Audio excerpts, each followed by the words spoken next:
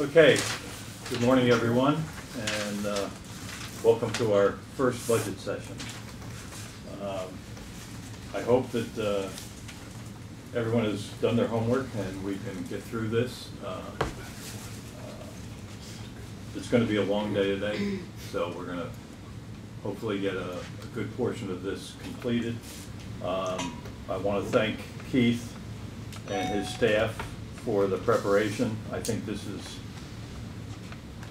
it's gotten better every year and easier every year, and I think this year is going to be no exception. So I think let's just get into it. The first thing we're going to do is start off with a financial health update. I asked Keith to put this together this year. Actually, we did it last year as well. And I think that gives us a good overview and a good place to start, so we can get our arms around the big picture, and then we can get down into the detail. We will be taking a break at around 10, maybe 10:30, and then we'll break for lunch for a half hour, and then we'll get back to it. Yeah. So, without further ado, Keith, the mayor. I was going to have the mayor do an opening. I looked up and he was gone. So I think he's outside making a phone call. Okay. All right, let's start. Okay. Julia, would you like to say anything before we start? Thank you for considering everything on here, and everybody did a great job. We've got some I think strong new projects in there, and we're looking forward to seeing what you have to say. Good. Okay. Okay. So this year we propose to do it the same as we did last year. It's done in two parts. The first part is a financial overview where we just take the financial statements that we got in the fall and just take a zoom in on a few of the numbers and try to understand where we are. So this is our agenda. We're going to start out with the balance sheet for the governmental funds. We can see here that I've circled the amount of cash on hand, and we have about 10 million. Down at the bottom, we can see an important line, the unassigned fund balance, and we have about 6.6 million. So that's fallen back a little bit. We'll see on the next slide its relationship over time. Just as we revisit this slide, 3 months is considered to be our city's target. In good times, we'd like to bounce above the line. In bad times, we might fall below the line, but definitely not below the GFOA minimum of 2 months. That would be our guideline. So we can see that we fell back recently because we had to make an emergency purchase for the radio system. We took about $700,000 out of surplus just to fund the $1.8 million purchase of the Motorola radio. So that had a lot to do with this.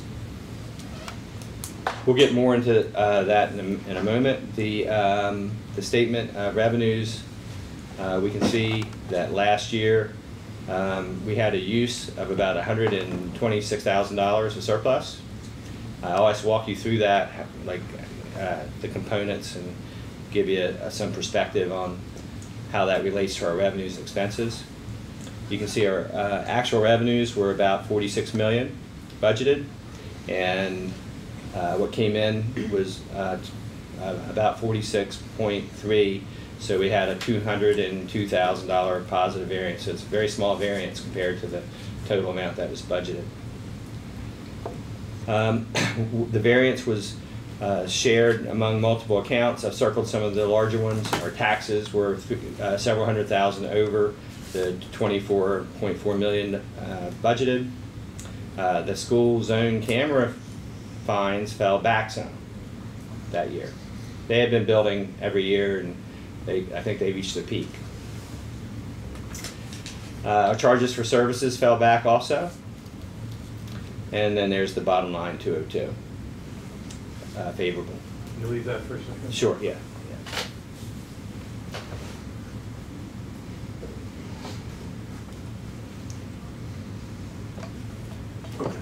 Okay, so now we're moving over to the expenditures. Nothing big on this first page.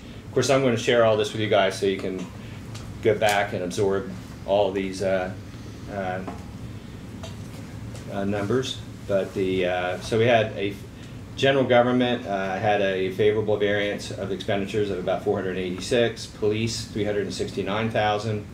So the total capital outlays for traffic was 103. Fire department had a 1.5 because the fire trucks didn't come in on time. So that has a lot to do with something I'll explain in a moment, where we where we actually show a small use, but we did hit the unassigned fund balance for a larger amount than the 126,000.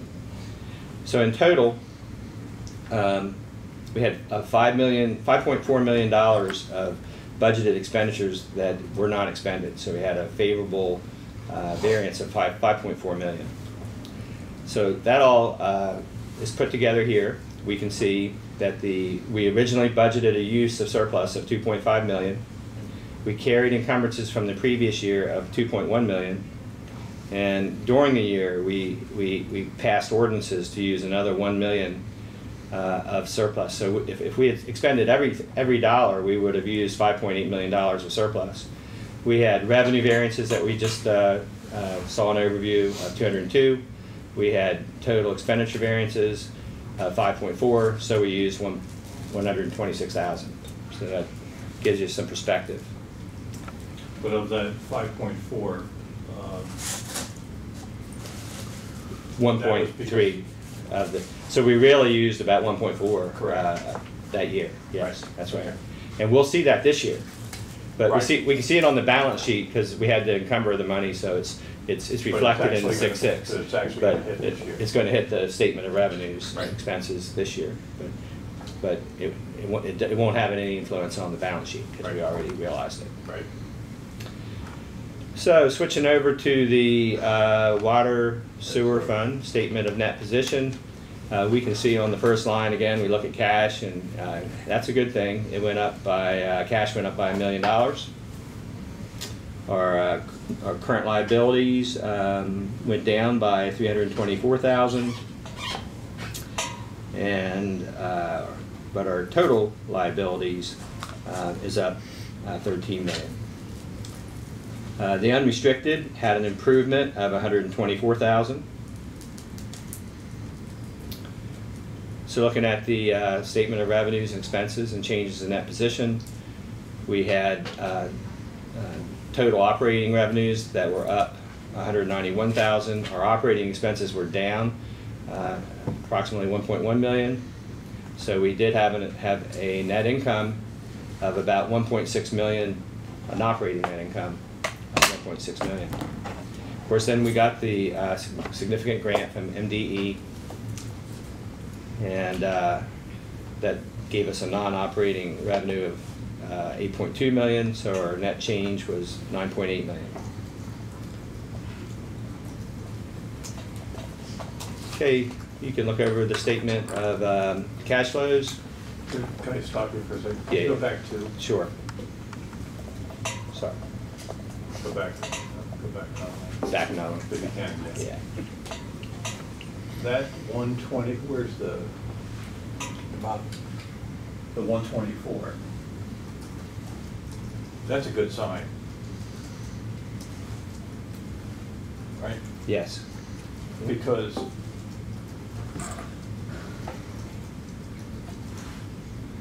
okay. Well, it looked the previous year, it was the previous 2 years.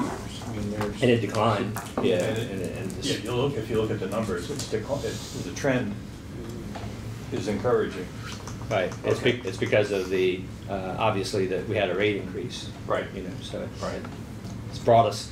It's normalized, more normalized our operating income. Might not brought us in line with We still have a funding CIP with cash versus debt, but it's getting the operations more normal. yeah. That to me is an important line, but we still have a ways to go. Okay. I'm sorry.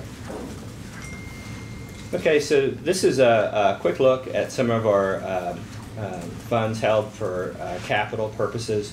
We have a revolving fund that was formed for maintenance, and so we've targeted 1.5 million as the amount that we want to keep in the maintenance fund, and at the end of the fiscal year 17, we had 1.6, so we had 185 available that we could put to work.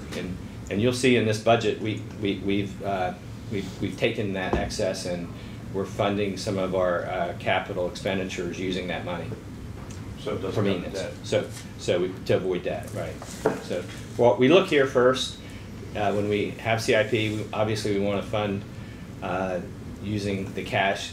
We have funds that are peeled off of our water and sewer billing. They flow right into here, the revolving, and then also our capacity fees flow into here, just for purposes of increasing capacity and for maintenance. So, so we keep an eye on this. Unfortunately, we've built an excess here, and we can't use all these funds because we're not currently in hand of projects that are suitable for capacity. So we've got a little extra in those categories. But we have a deficit in our target operating. We'd like to have a minimum of 2.7 million. We had about 409 at the end of the year, so we were short of that goal. So now we switch to the overall statement of net position for governmental. We can see that we had a 10.3 million compared to 11.2, so a decline of 858,000. Jumping down to post-employment health, we can see it jumped from 17.1 million to 17.7 million. And the net pension liability had a bigger jump. It jumped from 26 to 33 million. So, as everyone knows, we've said before, the good news is the state of Maryland has claimed responsibility for funding that liability and doesn't intend for the local governments to have to fund that. But we have to account for it. Recognize it. Yeah.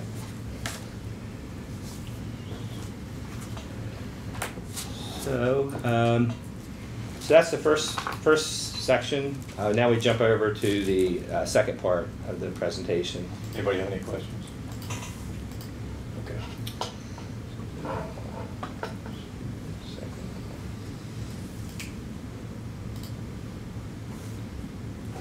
Okay. So when you get this and it's in your hands, this will help. This is the net assets, and it'll let you see for the last 7 years the change. So just leave you with that and let you absorb that when it gets in your hands. Same for the revenues and changes in net assets. It's a good thing to take a long look at. You can see here I circled the taxes. At this time is about 24.8 for 17, which is most similar to going back to 2010 when we had 23.3. So we're building it back to an amount that's similar to where it once was.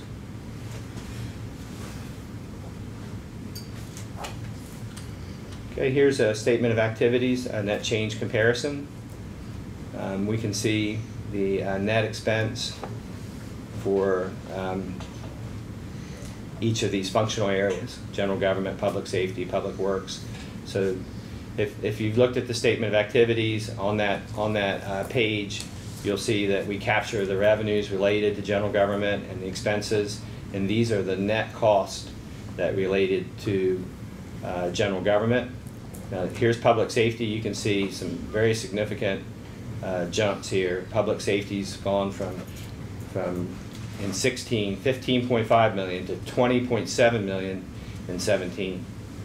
And that's largely due to the pension. We had to hit the liability, thus it recorded an expense at the full accrual level, which is what this statement of activities represents.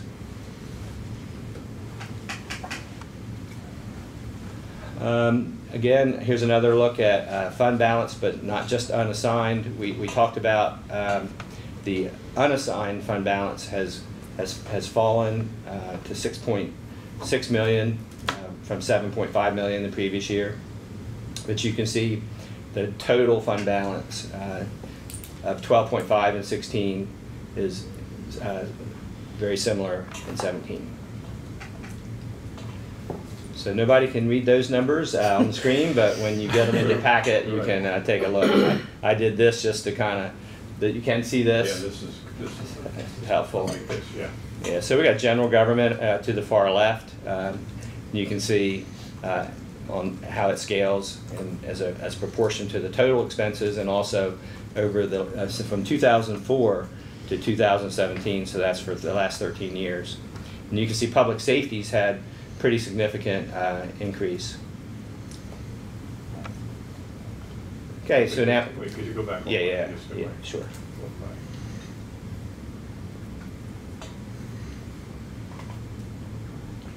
Okay. Yeah, thanks. the orange is public works, and then the light tan is recreation and culture. So our benchmarks we do every year. The first one is the total fund balance. We already saw that it hasn't changed a lot. You can see 12.2, 12.5, 12.4, so very similar. In comparison to our budgeted expenditures, provides a ratio of 32.4. Anything over 25 would be strong. So our total fund balance looks strong and is good. Our unassigned fund balance has peaked. Sorry, see this is budget. These are budget years up here. So you gotta. So this is 15, 16, 17 as far as the data that we use to analyze the unassigned fund balance. So in 15 it was 9 million. 16, 7.5 million, and in 17, again, 6.6. Compared to our budgeted expenditures produces the ratio. And we can see that that adequate is 2 to 3 months. And again, as we already discussed, we're at the low end of that spectrum. So our debt to market value, our total obligation debt or bonded debt is 93 million. The market value of property is 2 million. That's the assessable base, and thus it's got a ratio of 4.47, which is considered to be adequate. I think you said million. What did I say? 2 point. A billion. I'm sorry. Yeah. I get used to those millions. I know. It's not often that we say anything in billions. I just- Thank you. Sorry. All right, our debt per capita, again, we have the 93 million. You can see citywide, though, from 1470, 1568, 1682 to 93 and 17. Population has at 32.9, it gives us 28, about 2,800 of debt per capita, and that falls into the needs improvement area. Okay, our annual debt service, budgeted debt service has grown from 2.4 million in 16, that's the 16 budget, to 2.9 million in the FY19 budget. And the capital projects is expenditures plus the general fund expenditures is 50, which produces a ratio of 7.4. We want to be below 10.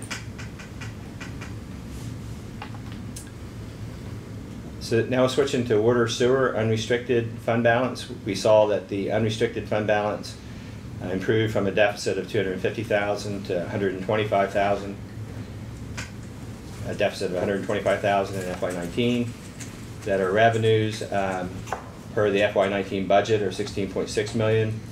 So that produced a negative 0.75% ratio. So that also needs improvement. Some good news, the parking authority has seen a significant improvement. We can see here that the unrestricted net position has risen to 317,000 from sub 100,000 in the last couple of years. The revenue at 725 produces a ratio of 43.8, which is considered to be strong. So this is our recap. of all the ratios that we just reviewed. Like, can you go back? Yeah, sure.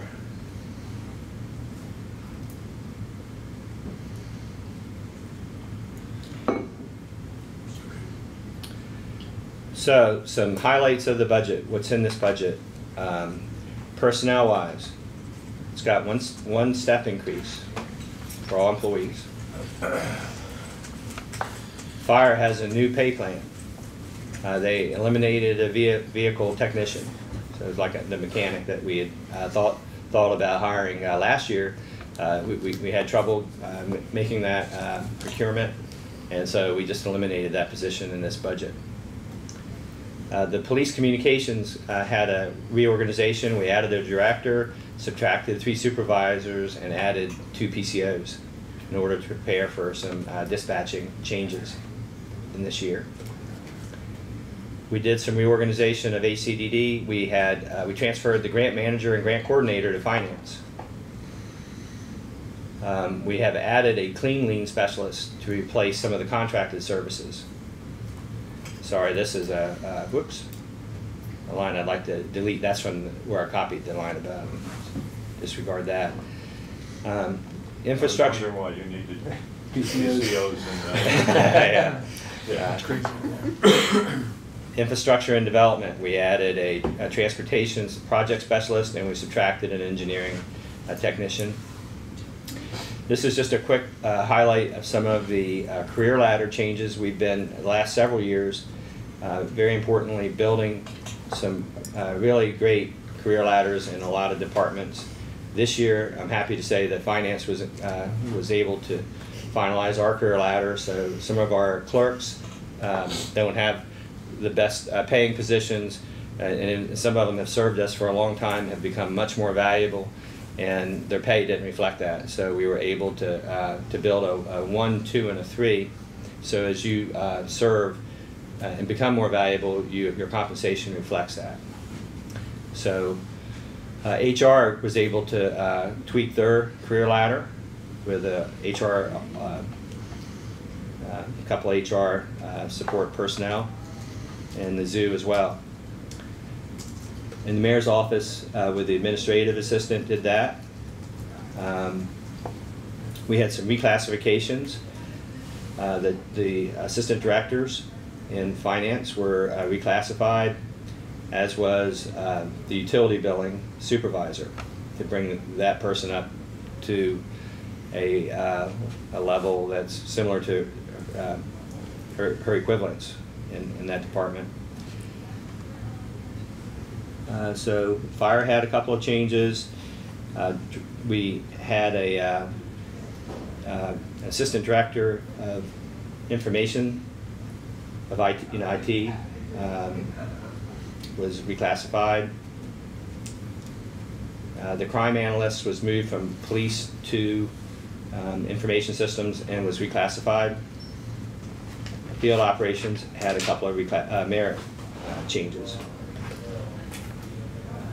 We had, as far as new positions, we had a new park worker. We had an AmeriCorp volunteer that went into field ops. And this is was also mentioned on the previous slide. We had a DID added a position and eliminated a position. As far as rates, the trash service went to $36, represents an increase of $225,000 to this budget. Water and sewer rates had an increase of 8%, which represented a revenue increase of $913,000.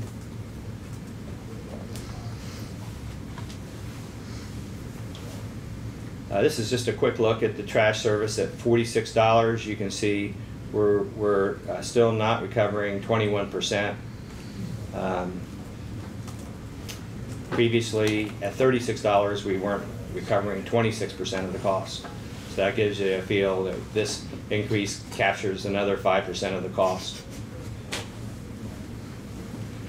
So on a comparative, here's a comparative chart showing where the city is. The city is proposed here and where the line is. And so these are some of the other cities on the shore. Gives you a feel for where we stand on the trash service.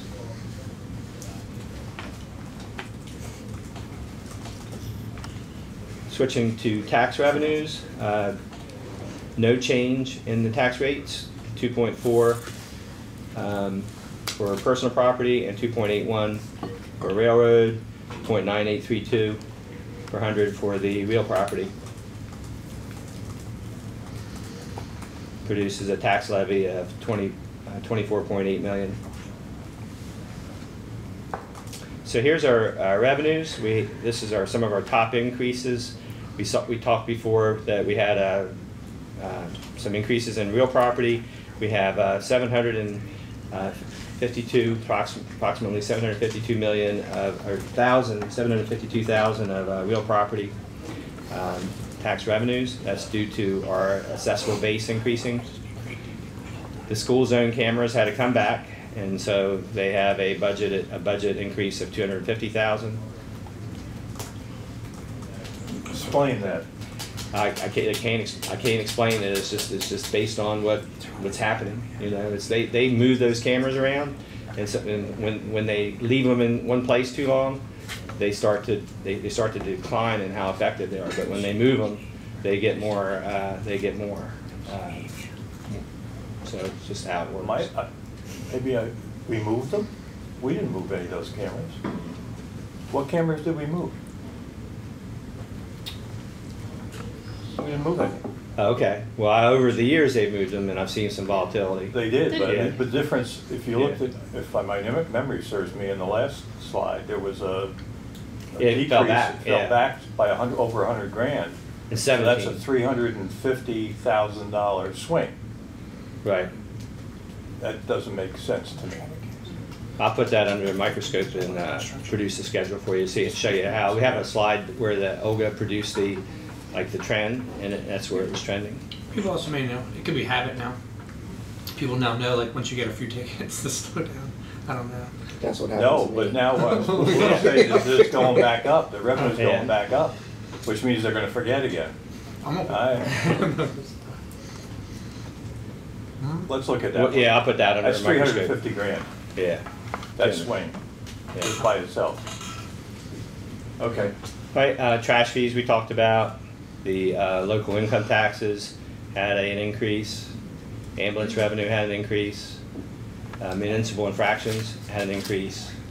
The HUR, highway user revenue, had an increase. We had some Is that the increases fund, in- does that include the supplemental?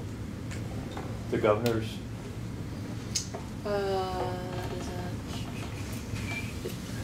I think it does. Yeah, it should. Yes, it does. It does. We waited to put that in at the very Okay. end until we got that. Okay. Yeah. And the hotel tax had a 17% increase. This is the police protection grant from the state, 32,000, and then the enterprise zone had an increase.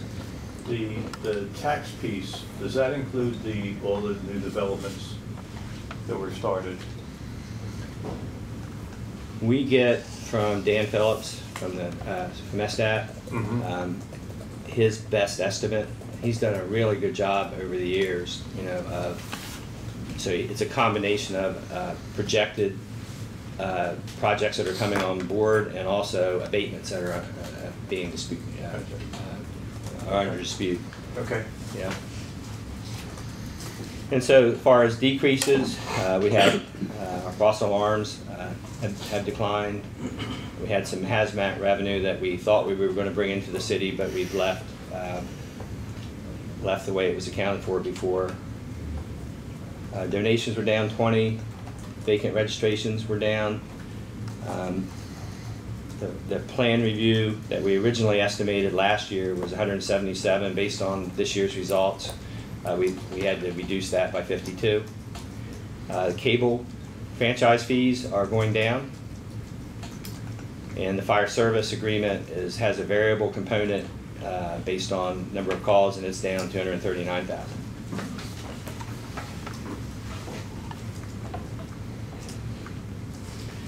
So I know this is one question. Yeah. Julia, the plan review, is that what Eric's doing Yes, with Amanda? yes. Okay. And what was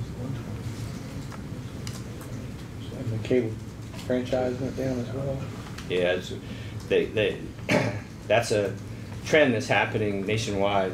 Like, people are starting to spend less on cable. We need a Netflix franchise agreement.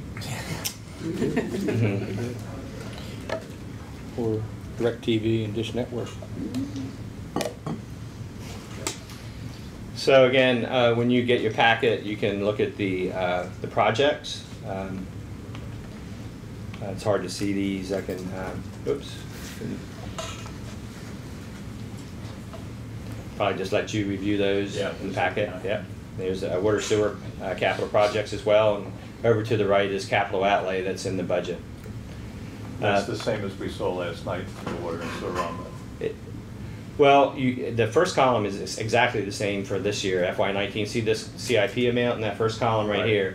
And then some of them didn't get funded. So if they didn't get funded, we're showing you which ones were adjusted that did not make it into the budget or were added. Water sewer got all funded. You can see there's none that didn't get funded, and we added. Yeah, that's what I meant. I meant water and sewer. Yeah, Water and sewer. yeah. No, I had to look, because some things, obviously, in the general fund, we could not fund all of the items that were scheduled in CIP. And Okay. you'll see what, you can see here, the ones that did not get funded are listed here.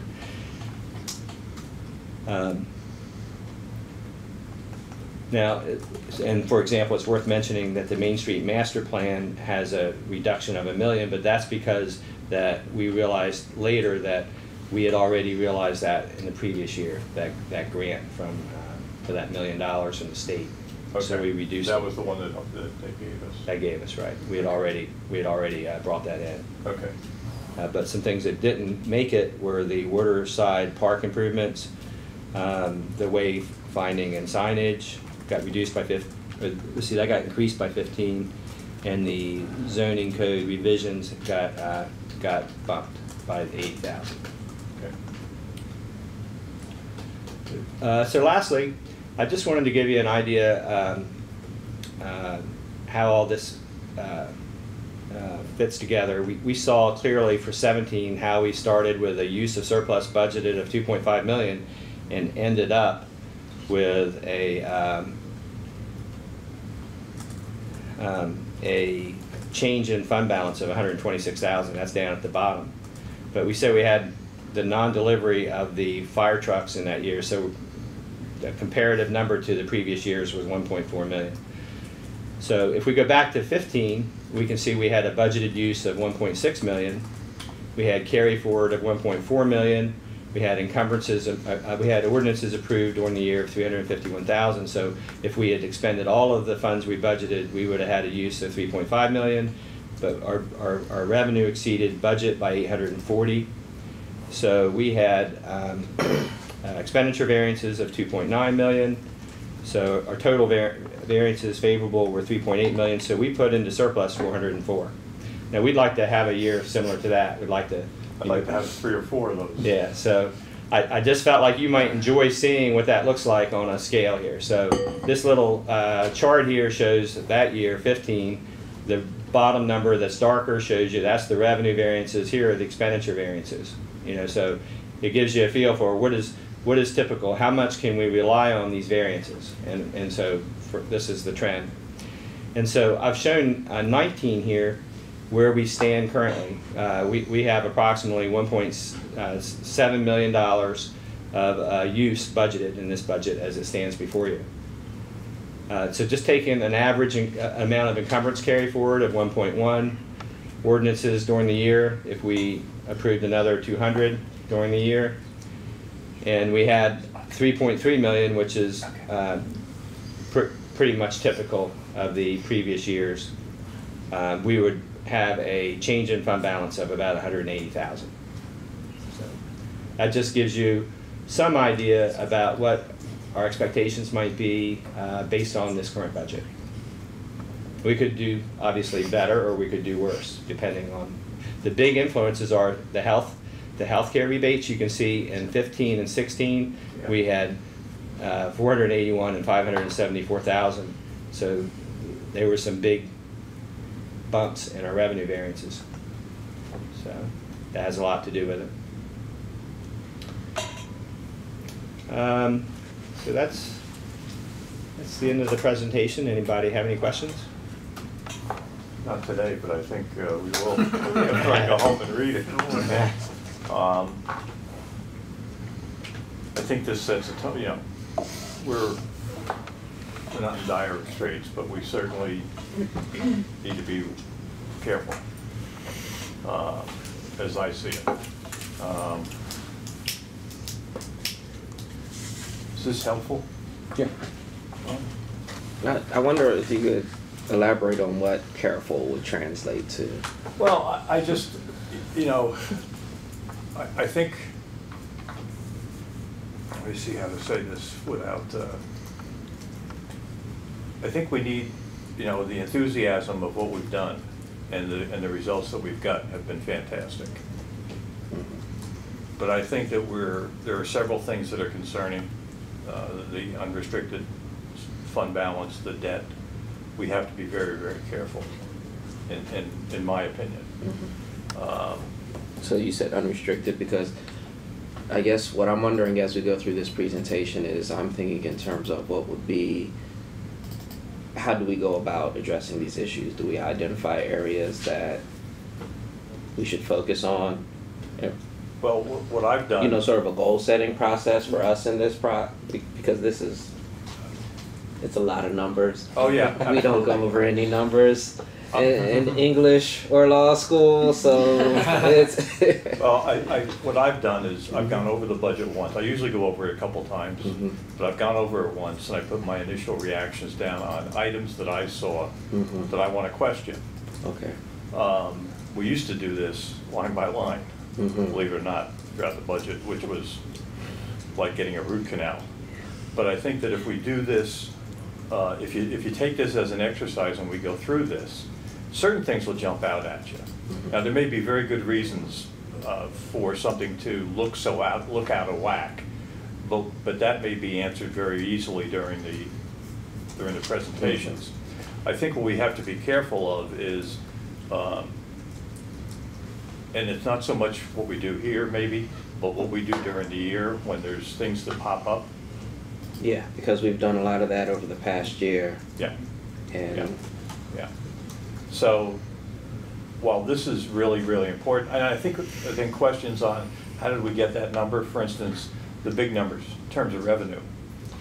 Is that revenue number, how comfortable are we with the revenue number?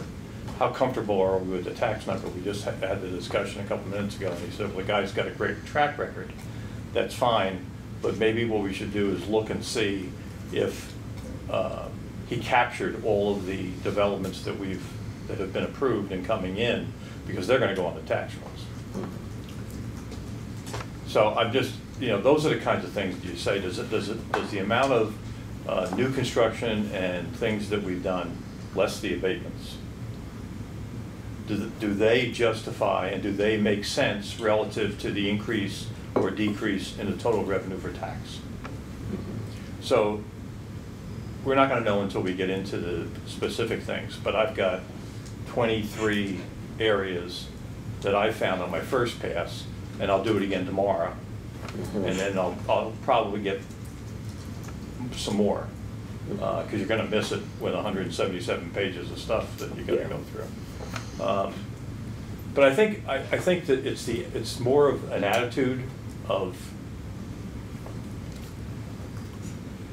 looking at things maybe a little bit more harder than we did, because we've seen what can happen in terms of the successes that we've had, but by the same token they come at a price, and then we have to maybe start evaluating them a little bit differently.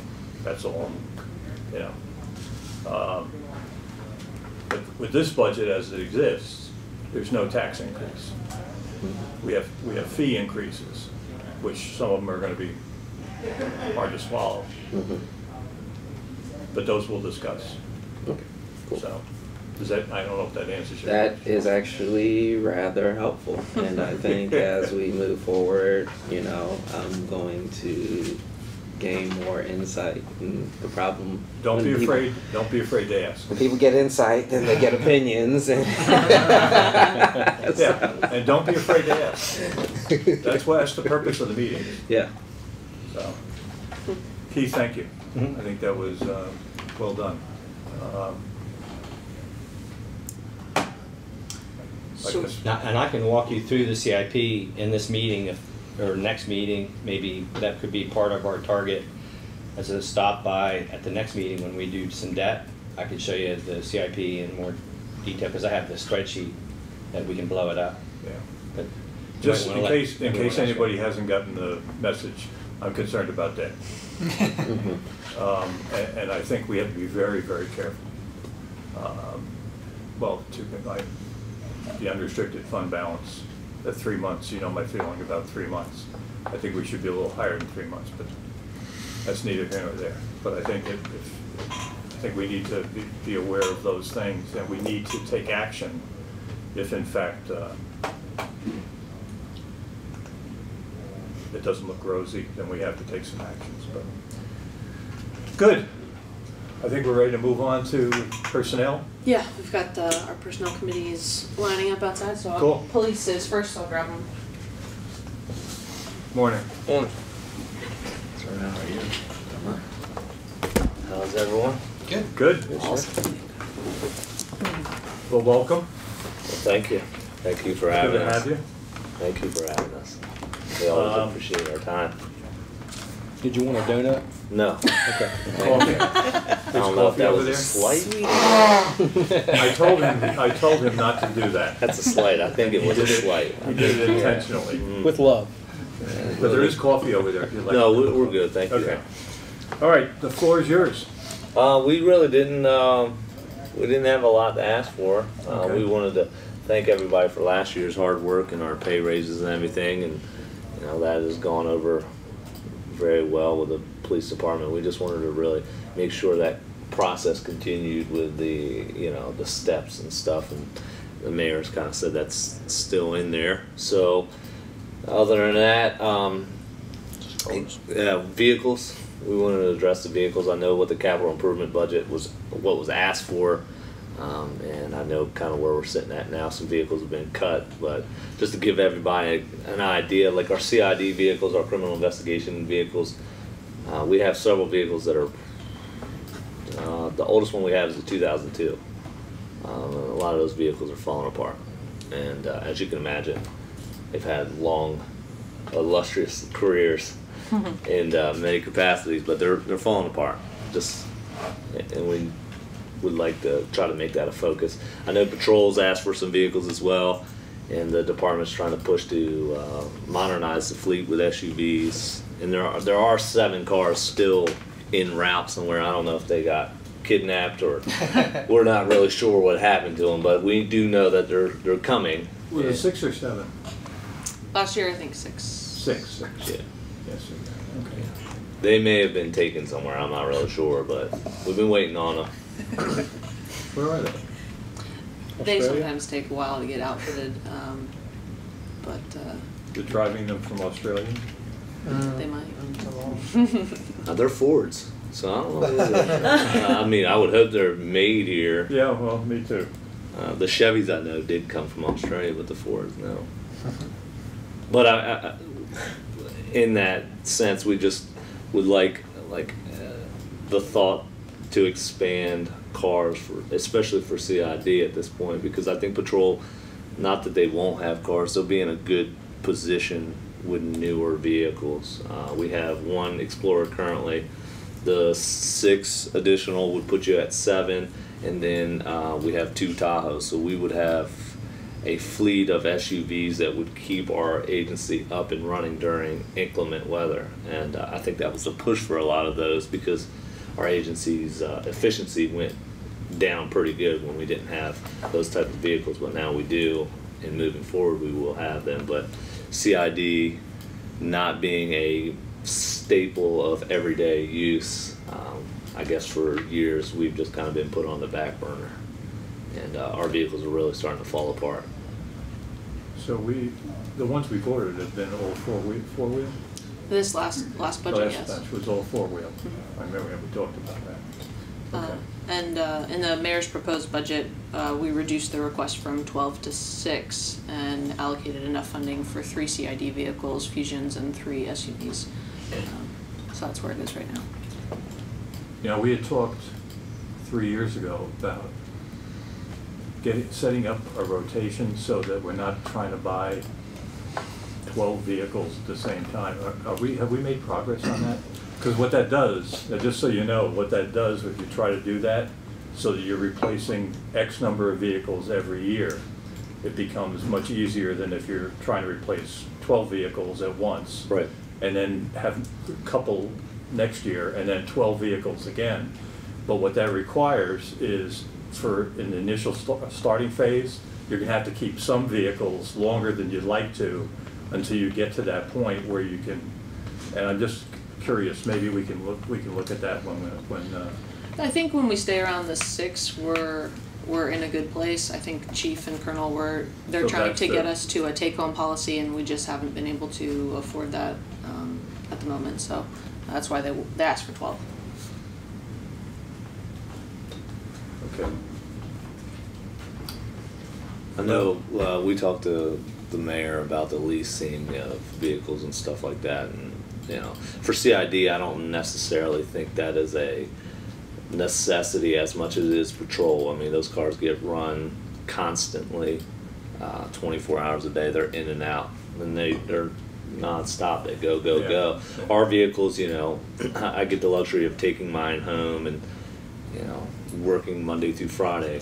Granted, if I get called out, like recent weeks, you know, I'm going, but my car is not constantly running and the miles aren't racking up. So our cars are able to last longer, as they have. I mean, granted, the 2002 is the oldest car we have in our fleet, still being used. The door might fall off occasionally, but it's still, you know, it's hanging in there. And that was part of the argument for the take-home policy, along as a benefit for Right. the officers, but to hopefully make them last longer. Yeah. Okay.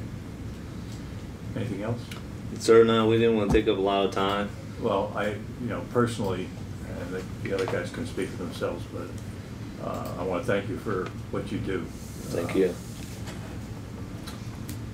Even though the chili is not always the best, That's the second slight that I've had today. I'm feeling love in here. now for those at home, I was a judge in the chili contest this year.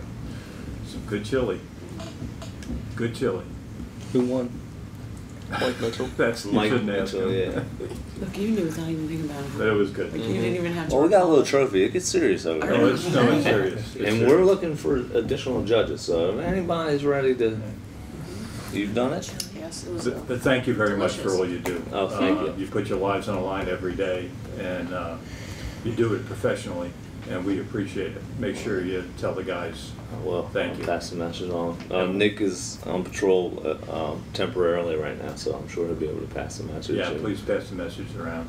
Everyone in our office appreciates everything we get. You know, I know we don't always get what we want, but we are glad we get a voice sometimes, and we understand. You know that things are Yep, constrained. yep. But Thank you. Thank you. Thank you, gentlemen. Thank you, guys.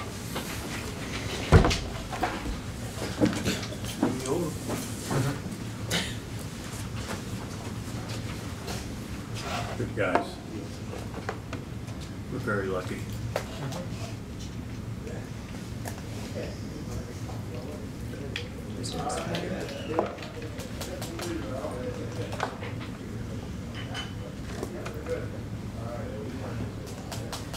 How are you? Good morning. How are you?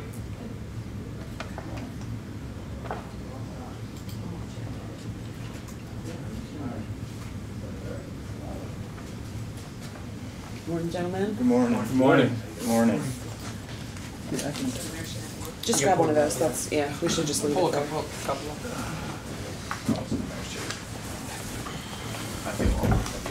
There you go. Good morning, guys. Good morning. How you doing? How you Well. doing? Good to have you here. Floor is yours. All right. Lieutenant Aaron Colgrove, Fire Department, Firefighter DJ Hoster, and Lieutenant Cox. Good morning. I know in the past, one of our main goals has always been some sort of a recruitment tool, retention tool, and a reclassification for the rank structure. You know, currently we only use pay grade 2, skip 3, use 4, 5, 6, 7, 8, and that's it. We've had a tough time with recruitment. The last testing process, we had 11 people after. I think we only had like 18 people that actually tested, around 20, but only 11 that completed everything. So back when I tested 10, 12 years ago, we were having 60, 70, 80 people test. A lot of people that have left over the last 5 years, when we've reached out to them, it's been because you get hired at a pay grade 2, there's no place to go. There's not a senior firefighter's position, not an engineer's position. Departments, they go to Annapolis or Anne Arundel County or wherever, they have that different rank structure to go to. So one thing that we're presenting, and we have in the past, haven't got a whole lot of feedback or assistance with it, would be to do some sort of a reclassification to do the pay grade, fill the 1, not have 1 be vacant, entry level cadet pay grade 1, pay grade 2 become off probation, 3 could be a senior firefighter's position, 4 would be like an engineer's position, chauffeur's position, 5 sergeant, 6 lieutenant, so on and so forth. I know that our administration, which I'm sure maybe you guys have seen our plan that we gave to our administration, and the mayor, they've had a copy of it when we've met in the past. I have 4 or 5 copies here I can hand out. I don't have enough for everybody. I've never seen a copy of it. Okay. I don't know how many. Do it for the council Do- people okay. and we'll get it later. So you can just take a look and one more? Sure.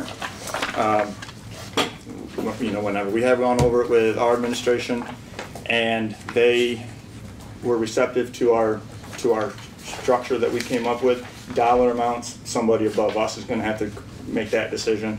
I can't tell you what each individual employee makes and what they would or wouldn't go to. It all depends on how many engineers you would have and so on and so forth. So our administration, we met with them a couple times in January, February.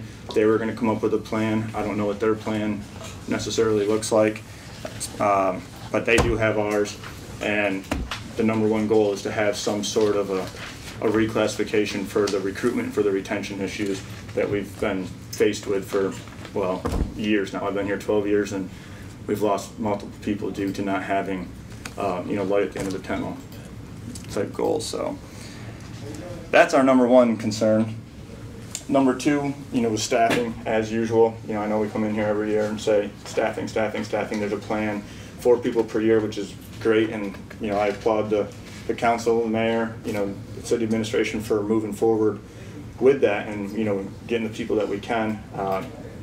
We're still obviously, and it's hard to put staffing into the fire department. We understand that because it takes multiple people to put one more piece in service.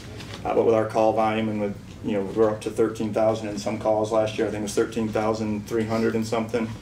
We're ran dead. Our ambulance crews are just getting beat bad. We're understaffed with 3 people on each piece, which is minimum staffing, but 4 is what's nationally supported. I thought we added a 4th last year to make it 4 standard. No, we run 3 on every capital piece. We had 1 position mid-year a couple months ago. No, I thought we funded, did we fund 4? I think we discussed it. I don't remember if it. Could we check that? I thought we funded 4 to fully, to have a That full maybe rate. maybe they took the 4th person to open up the 24-hour truck at Station 1, maybe spread it out across the Like I said, multiple we shifts. may have had an operational change just due to the fact of Due to- the station, the volunteers leaving from Station 1. We may have to have So an maybe operational that's, change. because that station had to be I got opened you. up 24 hours then. I got you, so we picked up another piece. Right, now if But we nobody's didn't pick up- off, we can staff, Station 2 and so on and so forth, but you have people that are either on vacation, you know, just your normal vacations and sick or whatever. So that therefore, you know, we're running with 3 ambulances and two fire trucks. So for 13,000 and almost 13,500 calls, and it takes a toll. Safety reasons and also just, you know, burnout issues. Because we are breaking down fire protection during the day That's to staff an additional ambulance as the calls come in. Because there's a lot of times that we're having 4th run and 5th run calls. So what we'll do is we try to leave one fire suppression unit up, but we will break down another unit to take that 4th run call. But then we'll have to call the outside. But we're robbing Peter to pay Paul, so to speak, to try to keep up with the call So line. you go down to 2 trucks? We'll go down to 1. We'll go on 1. Yeah, 1 and This morning, for example, I'm on shift right now. This morning at, I don't know, 7:30, we had 4 or 5 ambulance calls right in a row. You guys probably heard. And, I passed you. and so our engine at 16 had to break down. Some of those guys had to take a 4th ambulance. We had to pull our EMS person out of administration over to get on the engine, to drive the engine for one of the medical assists. And then myself at truck 1 had to go to back up another ambulance because of the delayed responses and so on and so forth.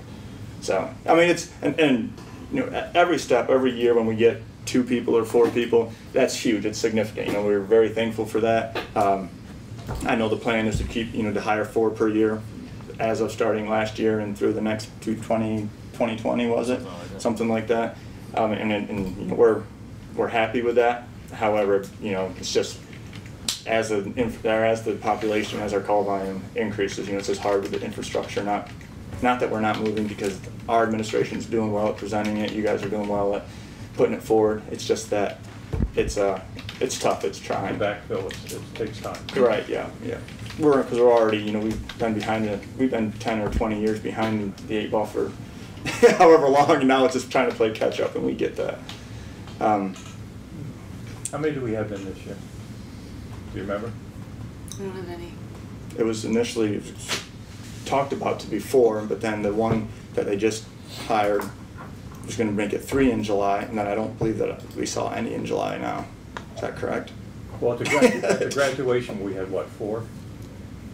The what? The recent graduation from the academy, from. But that wasn't new. The only one of those was a new position. The other 3 were part-time personnel. Yeah. Excuse me. Okay. We did put forward a increase to the pay plan and change some of the steps around. So there's a firefighter, EMT or paramedic 1, there's a senior, and then there's an engineer. Kind of along the, okay. It's sort of a mishmash of yours and fire chiefs. Okay. So it sounds like we made some progress, but. Right. So you're running 3. Do you? Never mind. That's too much detail. Yeah. I mean, we have more time. We can sit and talk about. Operation, so yeah, just let me get out of it while I can. And then also, you know, one of our top priorities would be to try to revisit the time and a half for overtime thing again. We don't get time and a half for overtime. We understand how the FLSA works out. The problem is, last Friday, we couldn't, you know, we had a call out sick. We couldn't get anybody to come in to work overtime. I mean, they're running, it's nothing for the ambulance to be running 15 calls or whatever in a shift, which your national average is 7. You know, our ambulances are running multiple times, they're running 10, 12, 15 in a shift.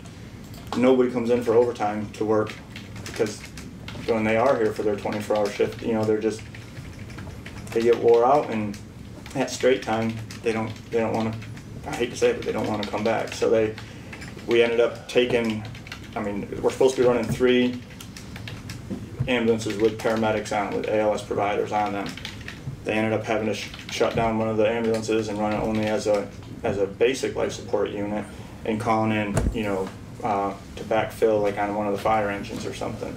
And from all of our meetings from the local, like our Career Firefighter Association meetings every month, the number one thing is, you know, we can, on our days off, we can do other things to make more money than what we do to come in and get, you know, our, excuse my language, but our butts kicked for, you know, for a shift. So do you get comp time?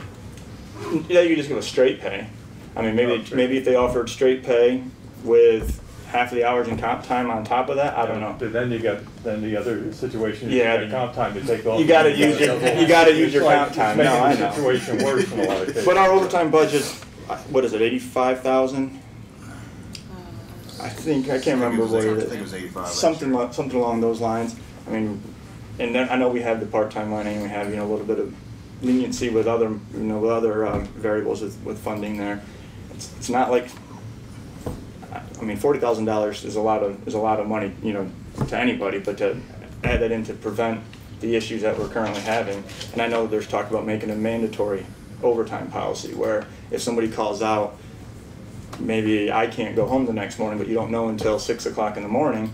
Yeah. But now, but it's mandatory, but I'm only going to get straight pay for it. Yeah. But you're telling me I can't. It's just there's a lot of personnel who are uneasy about the straight pay, and that's Could be a morale issue. Oh, it's definitely a morale issue. One question, Julia. We had talked about, remember that the crew with the hospital, us, trying to get rid of the frequent flyers? Mm-hmm, Swift. The Does SWIFT that work? program. Yeah. Oh yeah.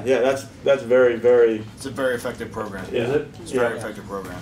I was curious, because we hadn't heard about an update, but I think that's certainly, because I used to hate that. You get it would tone out and you'd get the address and go, Yeah. Yeah. Yeah. again, for a toothache or something. Right. Exactly. And they call Right. 2 times a week and. So it's effective. Yes, It the is. SWIFT program has been very effective in curtailing the frequent offenders and really getting them it's more so it's helped them get the care that they need. I mean, Right. Paramedic Fitman is actually taking people to dialysis, the ones that would call for the problems because they wouldn't go. So he's going up there, he's making sure that they get the care that they need so they don't call us for that stuff. And it's worked well for the city and it's also worked well for the community. It's providing them the care that they need. What percentage, hospital. What percentage effectiveness would you say? I mean, you still have frequent flyers. I know you do. Yeah, we I do. hear the number. I mean, the frequent flyers, I would say, are a couple percent of our call volume, not a. Not like they. It's not like it's a third. Yeah, it's not like it's 30 or 40% of our call volume. I wouldn't know. I mean, I can probably find out the numbers. I don't know I them. was just thinking if that thing was effective, maybe you put another person in that group, maybe get another nurse, and then set up another. Yeah, another group, but if I there's think not the enough- hospital, and I may be completely wrong, but I think the hospital and Paramedic Fippen, who's running it from our department, Right. has already kind of tried to plan because of the amount of money that it's saving the hospital. Right. Because I think if the same person goes back to the hospital within 30 days, Yes. within 30 days, Oh, they go on they the- get a big fine. They get Yeah, the penalty. a penalty fee of whatever. So it was estimated for them to save like $1 million in the first year by preventing these reoccurring visits to the hospital. So I think that they were trying to implement a way of putting somebody else from the hospital into the program. Paramedic Fippen would be. I can find out any questions you want me to, or any info you want. I can ask him It questions. might be, I like to hear that, so maybe some point, maybe in one of the work sessions, we can find out. And the chief, An update on our fire chief would have more detail on it. Yeah, we or have the numbers, Paramedic we're getting Fippen. ready to do a Good. press thing with the hospital and the health department. Oh, There good. you go. There you go. They're a lot No, it more wasn't a bad detailed than I am on that, that's for sure. So, Good, I'm Um, glad to hear that. It yeah. sounded like it was a great idea. yeah, unfortunately, it took us so long to get started up with it because, Queen Anne's and Talbot and other counties were already doing it. Yeah. It's just we're a little bit different because of them being city, but we run into the county also, unlike the other areas that are all county departments. Right. It's a little bit tougher with our jurisdictions Yeah. and all the hurdles that we have to go through. But, yeah, I mean, I think it's nothing but positives coming out of what they've Thank you. done. Anything else? No, those are our three priorities: the reclassifications, the time and a half for overtime, and staffing. So Any questions? You guys? I know we kind of say the same thing every year. So That's okay. That's all right. I think we're making progress, though. Absolutely. yeah, Well, yeah. Thank you for what you guys do. Well, thanks for the As, support. as we told the police officers just here, you put your lives on the line every day, and we appreciate it. You do great work. Keep the faith, you know, I know that when the alarm goes off, you're going to be there. So, Yeah. but thank you again, and hopefully we can make things better. Yeah. We appreciate Well, it. thank you. Thank you guys. Thank Yeah, you. thank you. Have a great day. You too.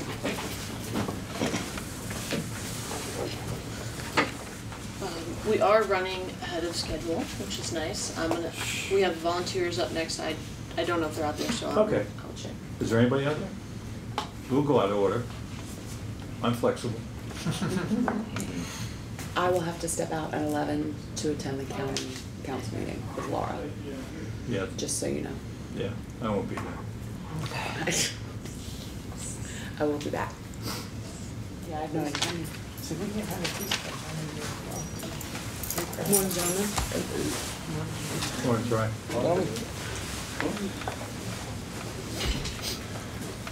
Morning. Morning, sir.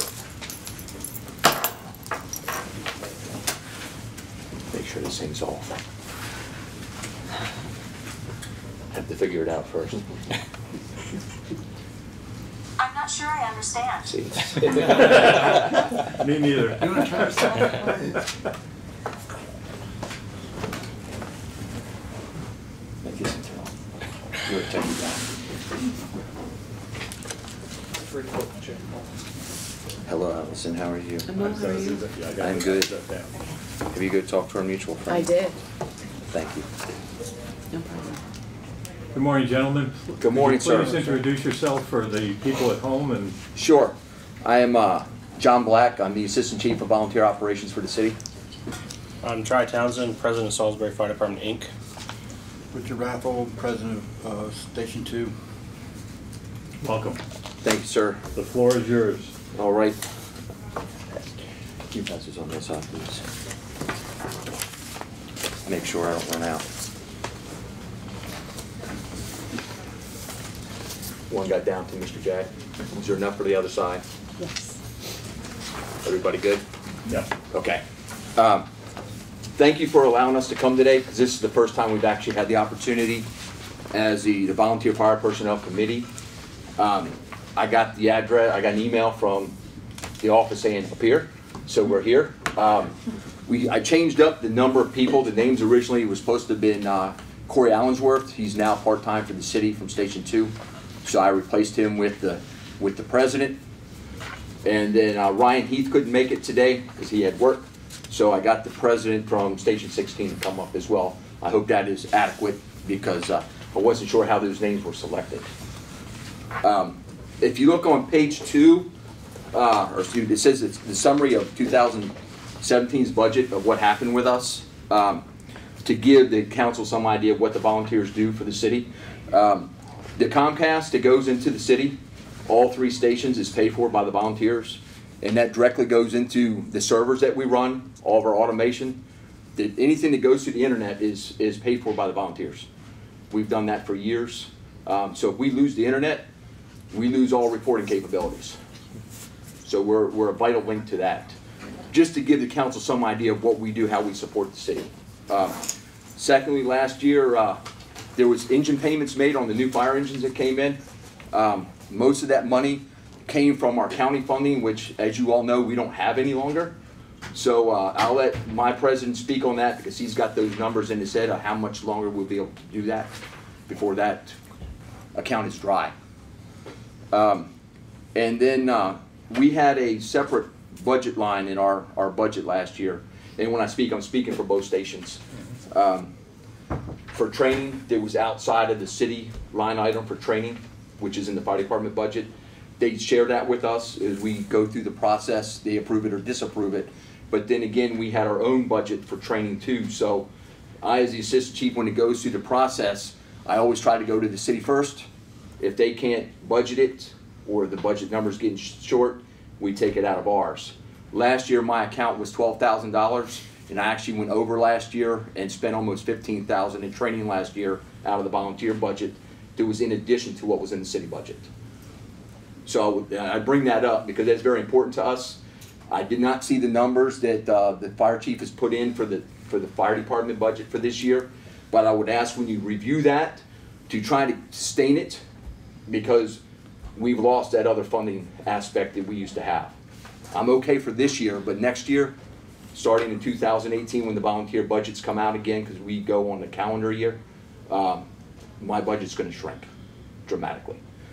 And then, as you know, the main funding loss was because of the city-county agreement that we were out of, but it's directly impacted us to the tune of how many dollars there? $796,170 if you count the existence of all three corporations over the last 2 years now. Is how much we've lost out of our operating budget, which Affects the city as well. it affects the city, because that's where we get all that additional funding for the fire engines, equipment, the CIP projects that we support the fire chief on. That's where all that funding was coming from, and that source is gone, so it directly impacts the operations of the city. If you look at the very last page, because it was only three pages for us today, was because I didn't know really what you were looking for. So if you can prepare me for next year, I would appreciate it, because I've had a busy schedule at work. We would like the city council to continue to support our LoSAP program, which is a length of service program that we've been getting for years. Do you have anything on that? Current funding rate is a little over 300-some-thousand, I think. That covers insurances, life insurance policies, the retirement checks that we're currently cutting out for those that are pending, of about 76 members who are out there once they reach age 60 to receive fundings, and the general liability insurance. We did find one savings where we're running a policy for similar to an Aflac policy that was not being used in the last 8 years that we've had, almost 10 years. It's never had a claim on it, so we're looking at that $4,000 and saving that by canceling that policy for this year upcoming, so that we can focus that funds where it needs to be. Secondly, is we would hope that the city would continue to cover the workman's comp that the county is now not funding for us. We lost it last year when they cut us free. We lost our workman's comp, and the city paid for it last year, and we would request that the city continue to pick that up for us. And it was 50. Is it 50,000 last year? We assume that is still in the fire chief's budget. Like I said, we don't get to see that before it gets submitted. You know if that's in, Joey?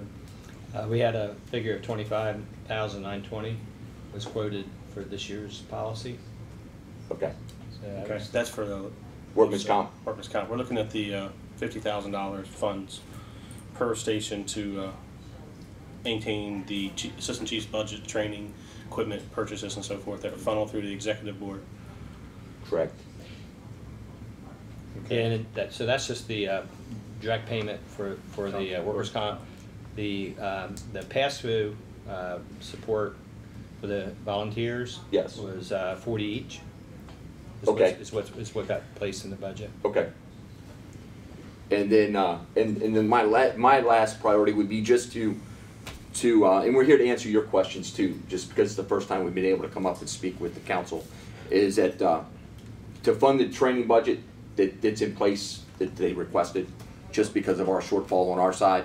And the biggest thing is that, and I've been here for 27 years. It'll be 27 years this year. I've been in the city. There are light duty vehicles, our staff vehicles, the pickup trucks, the utility trucks, anything that looks like a normal, any of the white ones, I should say, that you see running around the city. Since I've been here since 1992, none of those vehicles, except for maybe one when the EMS was separate from the fire service in the late 90s, was purchased by the city. They have always been purchased by the volunteers. So there's probably 9 of them right now. 2, 3, 4. At least 9, if not At least 9. A lot of them are pushing their ages. They're over 13 years. They're beyond their replacement cycle. That's something that the city has never had to pay for. But they're critical to our operation, because our services that we're giving to the community with inspections, with the SWIFT team, that stuff is growing, but we don't have the capital anymore to keep replenishing them. And I understand that there's some of those in the fire chief's budget this year, so I would recommend that you please approve those, because they're desperately needed, because our older vehicles, the maintenance cost is really going up on them. I think I saw that in the budget. I think there's 4 in there. One time I heard 6. I think it's 4. Some, I'm not. Yeah. You have to look at them to see which ones. Yeah, I know I saw it. But I bring that up is that's something that the city's never had to deal with before. And with our loss of funding, we can't support that anymore. And you need to Yeah. hear it from us as well as from the fire chief, because it's vital to our work.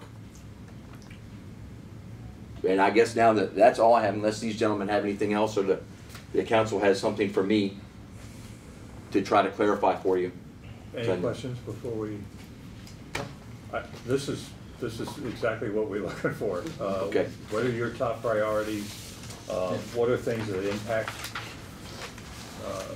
your area? I apologize because last year we didn't invite you, and that's probably on my shoulders. I understand. Well, 27 years I've never had the opportunity, so when I get the opportunity, Yeah. I'm coming. Good. I thought I was going to be late because I had to step out of the As long office. as I'm here, you'll be here, so. And it's important, and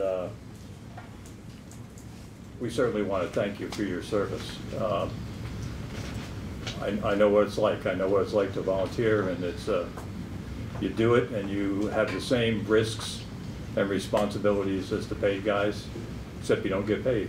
Right, right. And it's a serious commitment, and we appreciate it very much, and we thank you. You're quite welcome.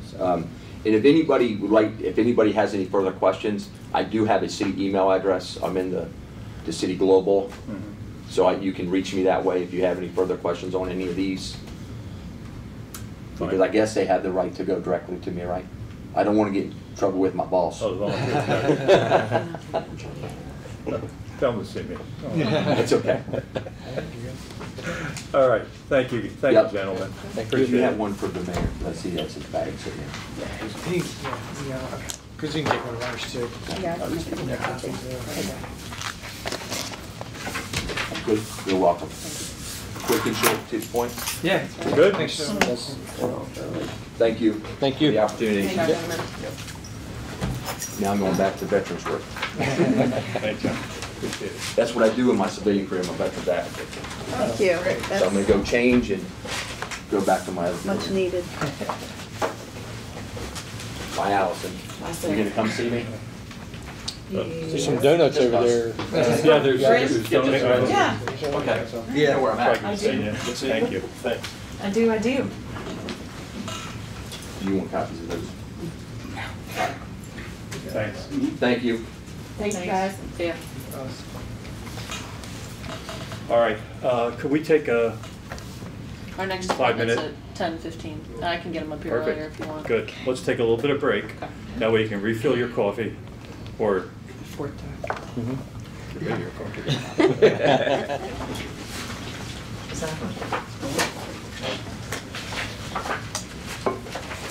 Okay. Good morning, guys. Good morning. Could you introduce yourself for the folks at home? My name is Steve Dickerson. I'm the president of the Personnel Committee for the GOB. This is Tony Caselli. He's from Infrastructure and Development. Hi, Tony. Hello. Okay, the floor is yours. All right. First, I'd like to thank everybody for meeting with us. I know you guys have your work cut out, and we're going to make it short and simple for you guys. Really, we only have one focus, which is employee morale. We're just supporting, we're coming to support the step increases for the employees' proposed salary scale. We have a lot of employees that are really looking forward to that salary scale. It's something that we haven't had in many years, and I know that there's a lot of guys sticking around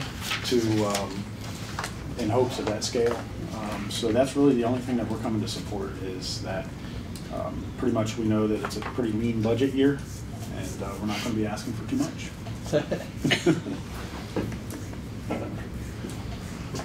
You made our job easy. I told you I'm going to get you guys back on schedule and everything. This is sweet and simple. You were speaking about morale. How is the morale? I've worked for the city since 2001 in the fire department, the police department, and now information services. And I can say that right now the city's employee morale is the highest I've ever seen.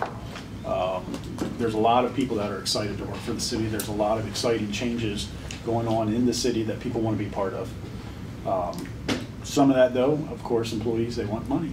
And we've gone many years without step increases, with just cost of living increases, and sometimes even those have been cut, furlough days and so on and so forth. So there was a lot of people that were very excited when the mayor proposed a step increase plan that would be implemented. And there's a lot of people that are really, really excited for that. Good. We hear you. Any questions from you guys? No, just thank you for what you do. Yes. Thank you. Thank you very much for what you do. It's the unseen, behind the scenes workload that you come in and do every single day, and it's very much appreciated by all of us. Appreciate it. Thank you. Thank you.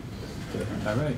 So I've been out most of the morning, so I haven't gotten to hear everything that anybody says, but can I just say also about these two guys, I know council knows who both of you are because they've gotten to see and interact with both of you, but as far as rising stars and superstars for the city, I mean, these are two incredible people that are doing awesome work. So.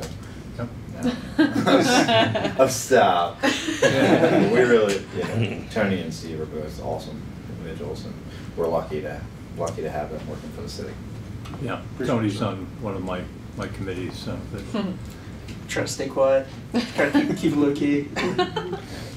Yeah. But thank you for everything that you guys do. Really, I know you guys got tough decisions going on. We try to keep what we had going on simple. So. We can't get any simpler than that. So, but we appreciate it. Thanks, sir. Thanks. Have a great day. Thanks, guys. Thank you. Good to see you. I'll see you again. Thank you, Steve.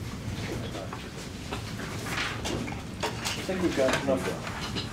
I'm not sure if I made enough copies for everybody or not today. Thanks, man.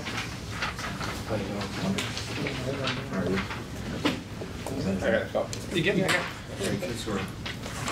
Definitely, I know this is, I looked at my. Oh, yeah. I said, shoot, we're the same bus as me. Yeah. Really? Yeah, we remember Centennial. I do remember. Did you say Willow Creek? Thank you. Okay. Good morning, guys. Morning. If you could please introduce yourself for the folks at home. Phil Lawrence, wastewater treatment plant, biosolids. Pete Torgo, traffic department. Brandon Kelly, garage. Great. Nice to have you guys. Thank you. Okay, the floor is yours. Okay. Thanks for meeting with us today. As we were given as the Field Ops Personnel Committee, we were asked to gather information from everyone regarding what the employees felt was the highest necessities for budget requests for the next upcoming year. So we got a list from quite a few departments. The utilities department had requested an additional 2-person crew for their sewer jet machines. The vehicles are available, but there's just not a full-time staff dedicated to that particular vehicle. And it's used now only as an emergency fix, whereas if it were used for preventative maintenance, it would be much more cost-effective and easier to manage in the long run. Can you explain what exactly that is? The sewer jet vehicle, as I understand it, is basically a large. It's the equivalent of a pressure washer for cleaning out sewers. It's got a long hose that they can use to either unblock something, hopefully, or to clean out a blockage that's starting to form before it becomes an issue. Gotcha. And it was something that if we use for regular maintenance. I think, Phil, you've worked with this machine before? Yes, it also does a little bit more than that. It's got a root rooter that prevents the roots. Of course, we got trees that, go in there and stuff, and then it prevents the grease from blocking it, because we got some areas that are literally be blocked once a week with grease, and we have to run it just to keep the maintenance going for it. Just won't get blocked at all. But we used to have like literally Pacific Streets and a book, which I'm pretty sure they still have, that these are the streets that we have to go to and hit consistently just to prevent a blockage. Okay. But right now, there's just not enough staff to keep those things running as often as they would like, and it ends up being used more for emergency fixes than for the routine maintenance that would just be easier for everyone. Okay. They had also requested, and I think this was something that was potentially in the budget, as we understand it, was a mini excavator, a smaller one for sewer line repairs that would be easier to transport, and it would actually result in less damage to roads to make an excavation. You would have to do a smaller patch, and you could do it with less material, faster, and less long-term damage to the roads if with a smaller excavator than using the full-size one. I think they already put that in the budget. So that had been in the budget request, but we, unfortunately, we don't coordinate with the supervisors as much. Is that it? It's not, I think water and sewer, it's a mini excavator. We have a skid steer loader. And then, Yeah, I think we cut the excavator. Okay. Yeah, they're the 3-ton, 3/4 truck and the skid steer is what. Is what they left stayed in their budget for waterworks. Okay. Okay. Can you scroll up sure. for a second to general fund? I'm sorry, other direction. The general fund's in the other, Oh, I side, apologize. pop over here. In the general fund, this excavator was cut from the field ops. Okay. Okay. Oh, I thought I saw an excavator. Yeah. Is that what we're talking about, or? No, it's two different excavators. Okay. And the smaller one, which I think we do need to buy at some point, whether it's now or next year. The smaller one, there's a question about, they serve two different purposes. The smaller one, as Pete pointed out, could be is easier to maneuver in a traffic setting. It doesn't take up as much space, and so it's easier to work. Is there a lease option for something like that? Well, that's what we could- would do. I mean, Yeah. we would lease it, but there's still Yeah. significant expense associated with even a lease vehicle. So that's an option. The mid-size excavator that field ops wanted. So the mini one would have been Waterworks, income from Water Sewer Fund. The mid-size one would be field ops, and their argument is that the mini one wouldn't work for their purposes because it wouldn't be enough to take down houses and things like that. So the question that we kind of grappled with was, do you need both? I mean, it's unlikely that both would be deployed at the same time. Right. So is there one that could serve both purposes? Now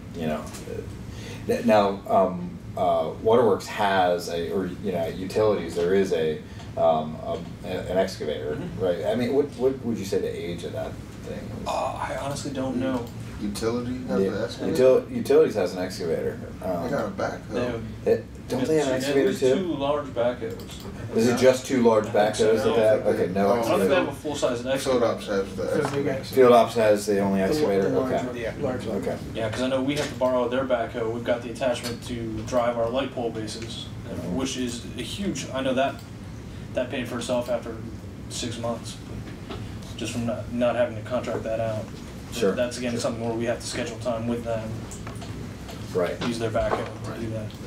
Well, and that's one of the things we talked about too. Is is there a way to? I mean, it is a challenge to have to schedule that out, and field ops have to contact Waterworks, and but it's unlikely that both of those assets would have to be deployed at the exact same time in different parts of the city. So you could end up sharing vehicle. But the question in this case is they're two different purposes, two different vehicles, even though they're really similar. So is there a product that could do both? Like some attachments. Yeah, that something with you could have the larger shovel, but could operate more nimbly. I mean, I don't know. We just have some research. I'm pretty sure there's some attachments that for both, and then the scheduling you have to work out with using that equipment, but it will work out, I believe so.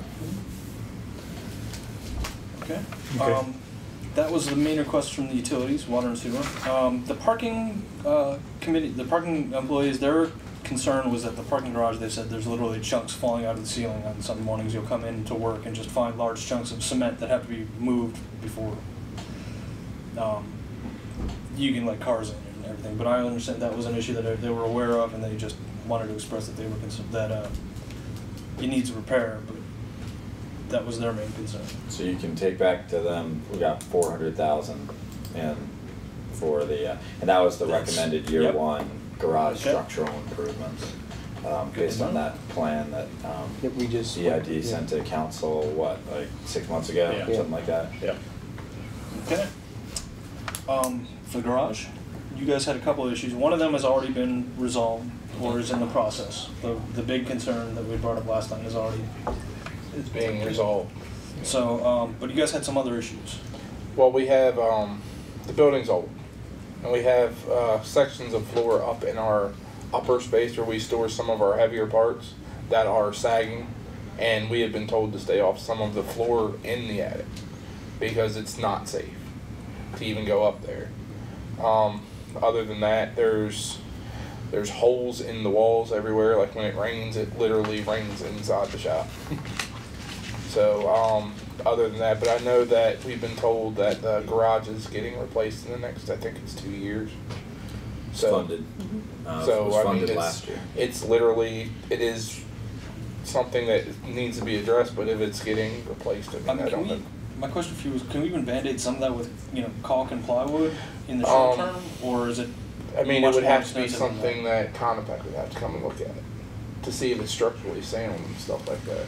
Maybe To Conopec even and make a Frank patch Ennis on it. together Yeah. to see if it Do can be. you need a directive from us, or do you guys feel comfortable saying something right to Frank or It Tom or Ben?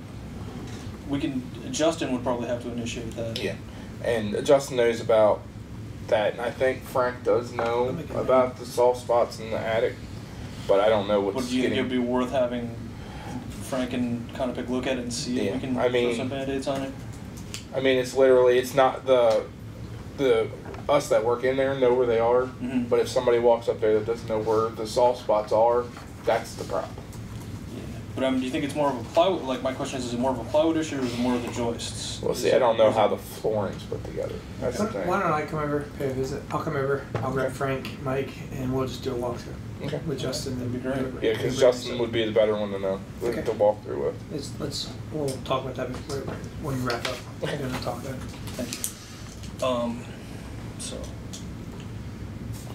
boots, and then you had also did a request about laundry.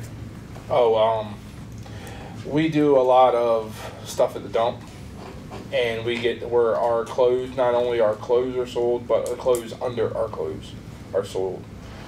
If there's any way we can get our own, like, it doesn't even have to be in our building, just in the complex, a field op somewhere, where we could have a laundry, a washer and dryer set up somewhere in there. Because I know we get where You might have to change your clothes twice a day in a bad situation. Exactly. I have a question about that, and I don't know too much about the politics and the minutia of all the politics of getting a washer and dryer, but I was talking to my supervisor, and he was just like, he didn't even have to get even 3 quotes. His was under $3.99 for a washer and dryer. It was like something that he was just like, he just got, once the plumbing was already set up, he just went on and brought it, because it wasn't over $3.99. I'm just throwing that out there. If it's in your budget and you can pull money from your budget and it's just an operating purchase, it's totally fine. And we talked about this recently, and I think what we felt is that each location should have, it was after our last discussion, we conferred, and we talked to Tom, and Ben and Billy and others about it, and I think we talked to Mike as well, and everybody agreed that it should happen. So, I mean, really, we're just waiting for, somebody just needs to go cut a check. Yeah, I'd identify a location of field operation that makes sense for an easy installation. You're talking under $1,000 for both items, each individual ones. I would suggest that it not be actually in the garage, just because that building's Because that building's not not gonna going to stay be there. there. But if it, whether it's in, and I wouldn't put it in the Parks building either, but but maybe in the I'm back in the traffic materials or in the traffic department. We have a shower. It's usable. I know you guys, your only real shower that's accessible to you is your safety shower for emergency chemicals. That's great, but that's not really what you're looking for something for. Okay, it's not a hazardous chemical, but I've just had a full day's worth of garbage truck Or juice we've spilled had onto to, me. when they go dump to the landfill, we've had their trucks break down in that pile of stuff that they're taking to the So landfill. something where it's just a hygienic thing to take Yeah. a shower, not an emergency. Like it's happened to us twice, and I've had to go home once, and Dylan had to go home once. You met him; he was in the last meeting, and we've had to go home because it was, even when we changed, it was still unbearable. It was in our hair and everywhere else. So we had to literally go home and take a shower. We have and a come shower back. at our facility just because we work with that stuff. I mean, we have too. We have in our area we have a women's restroom, and there's not a woman who works in the. The only women who really work are in the front half of the office. They have their own restroom up there.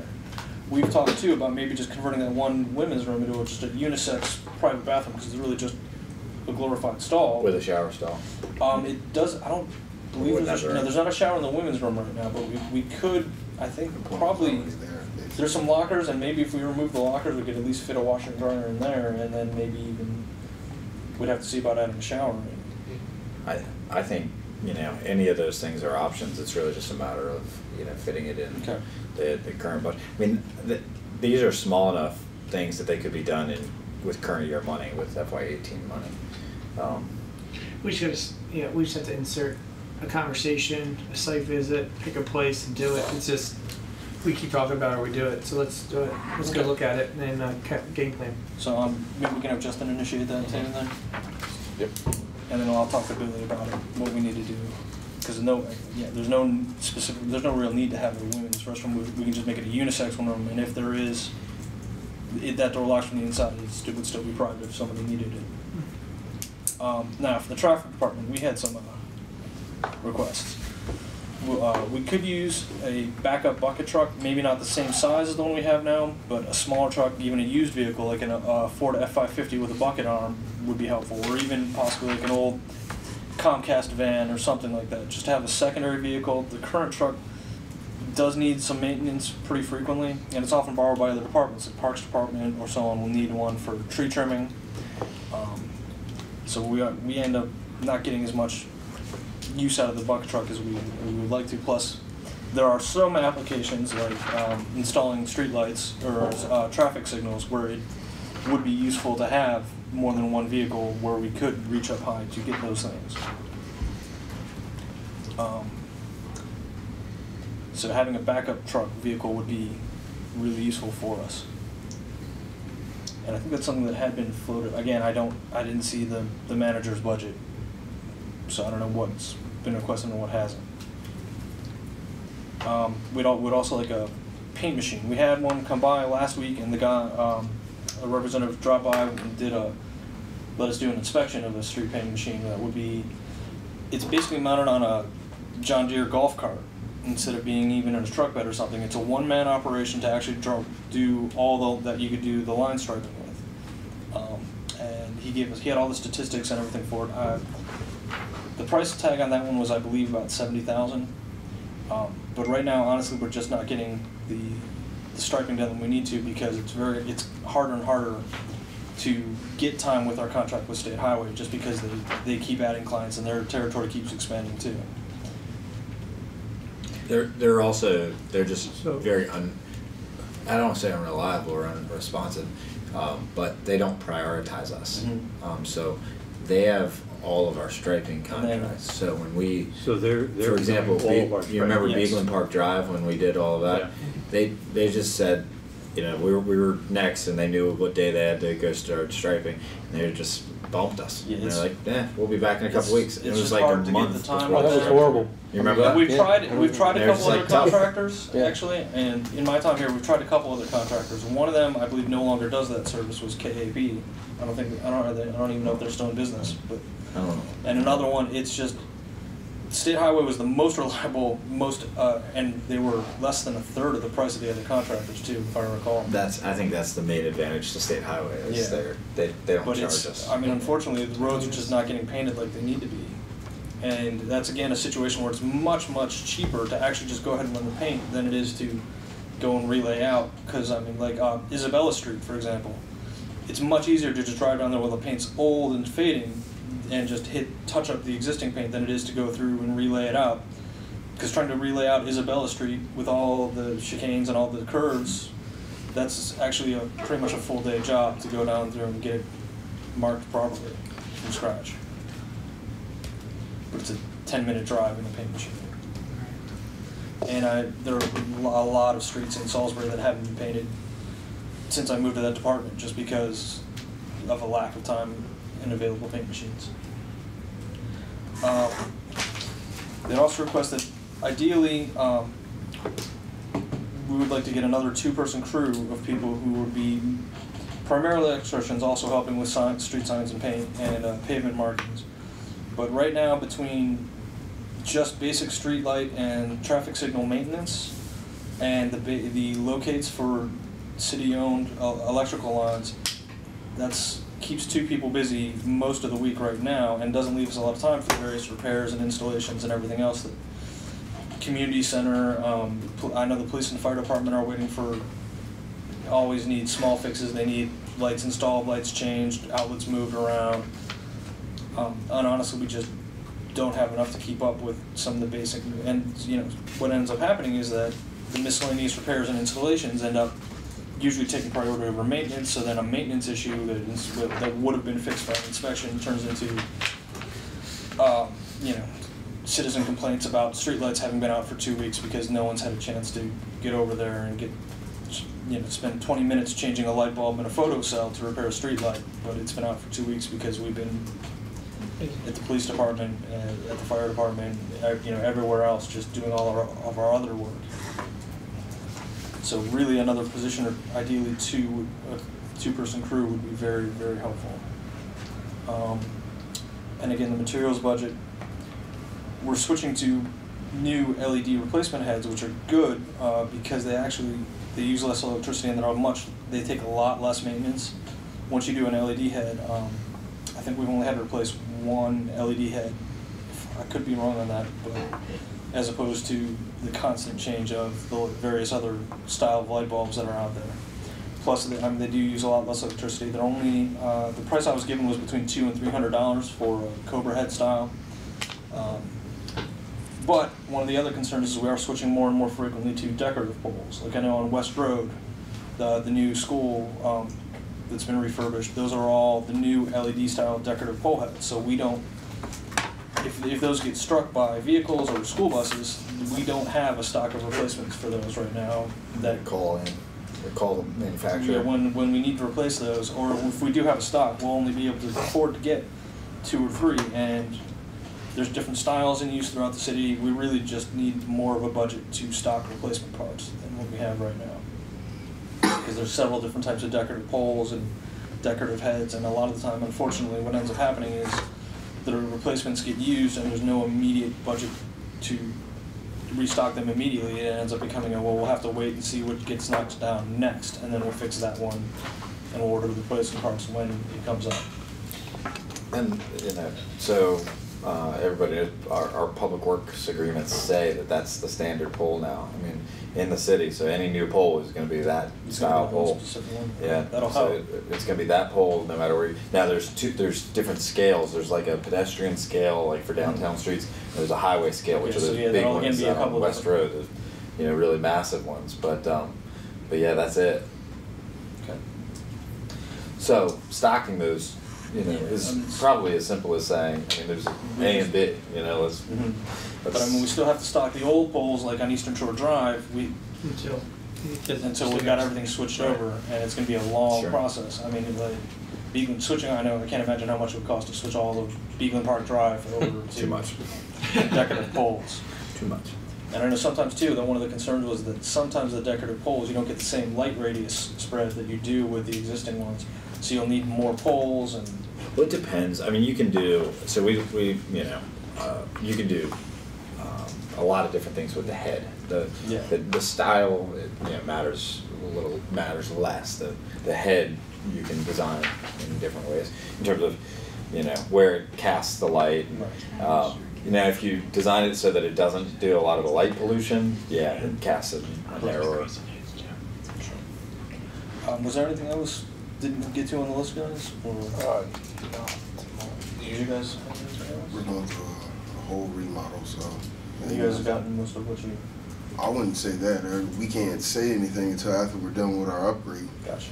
It's like when we're done with that, then we'll know exactly at wastewater treatment plant what we would need to help us and be more efficient. But right now, we're just going through upgrade. Did anybody have any questions for us about anything? No. I think we got a positive response on some of the things here, so some of it's just execution. Yeah. Just looking at the different divisions that were represented here. Did you guys get feedback from either the zoo or the Parks Division? No, Because I know they have some stuff that's been addressed in the budget, but I don't know if they actually No, communicated with you. unfortunately, we just haven't gotten a lot of feedback from them with the committee recently. Okay. We've asked for representatives, and What happened with them is they wanted the overtime and comp time thing switched. Once they got that switch where they can choose which one, then Stop it coming to the just meetings. stopped coming. So they're not showing up to the meetings? generally They're not. representative? Well, I know that at least one of their original representatives, I think, is no longer with the city. Okay. Oh, okay. And I don't, they never got replaced, and I think one other person took on some extra responsibilities where he felt like he didn't have the time to come to the meetings all the time. But I've actually approached a number of their employees at the zoo and said, hey, look, we'd love to see you at the committee meetings. If you can find time, we'll get you on the list, but I just need an interest. And everybody was kind of like, well, I don't know. I already got what I wanted. Yeah. I was about to say, it was kind of And one I of mean, those Parks ones. Department, same thing. They're really short-staffed right now. I know, Yeah. unfortunately, between injuries and, which, by the way, he's doing really well. He was in the yard yesterday talking to people. Really? He's, Good. Yeah. He's going to keep his fingers. It's going to lose some mobility in them, but he's going to be all right in the long run. Good. So be able to And it's Randy. He's always got a great attitude. Yeah. He's a great. He's always one of those guys you can always count on to make your day just a little bit better. Yeah. So, Literally I miss him. after this week or the end of next week, they're gonna have 4 head in the whole Parks Department. And one of That's them's going to it. be injured for And one of a them good is few not more even weeks. be here. It's gonna So, be yeah, 3 they're head really- until Randy comes back. We just signed, I just signed the announcement for a vacancy, so we'll be bringing one other in here soon, I hope. And then, and then we've got another position being added to Parks as well, so. And they will have summer help coming in soon again, Yep. correct? We're That's doing right. that program again? Yeah, we are, so summer youth I mean, some of employment them- was funded again this year. Some of them are considerably more helpful than others. But Yeah. Still, it'll be some bodies to do weed whackers and push mowers and so on and so forth. That's right. So it's literally they have 7 lawnmowers and 3 head to run. So That's all it's like cleaning. Working on it. Yeah. All right. Well, if there's nothing else Thanks, to guys. note, anybody have any other questions or anything? Or, and then we can. Any questions? If we step out, why don't we go to calendars? Thank you guys very All right. much. Thank you. all. Thank you for meeting us. Appreciate it. Getting better. There's a whole bunch. Yeah, I'll make a copy of them. Thank you. Good to see you. Can't say no to Christmas break. All right, see you guys.